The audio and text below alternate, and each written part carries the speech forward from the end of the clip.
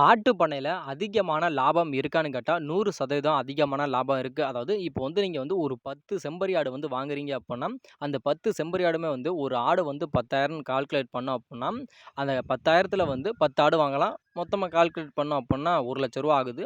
அந்த ரூ. 1,00,000 சேர்த்து வந்து ஒரு கிடா ஒண்ணு வாங்குறோம்னா, அந்த கிடா வந்து 5,000 ஆகுதுன்னா, 1,15,000 வந்து மொத்தமா ஆட்டோட செலவு வந்து ஆகுது.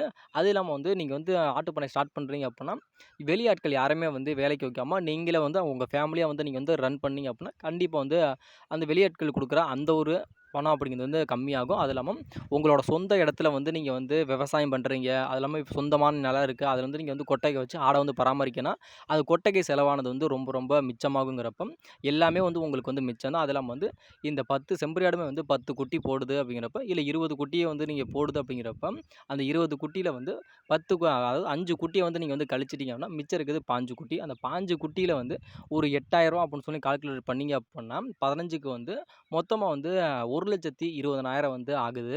இந்த 1,20,000 வந்து எந்த விதமான செலவுமே இல்லாம, அதாவது கொட்டகை செலவா இருக்கட்டும், இல்ல ஆள்கூலி செலவு எதுவுமே இல்லாம நம்மளா பார்த்தோம் அப்படின்னா, 1,20,000 வந்து ஒரு வருஷத்துல வந்து இதெல்லாம். அதே 2 வருஷத்துல பிரித்தீங்கன்னா எவ்வளோ ஆகும் அப்படின்னு கண்டிப்பா வந்து கால்குலேட் பண்ணி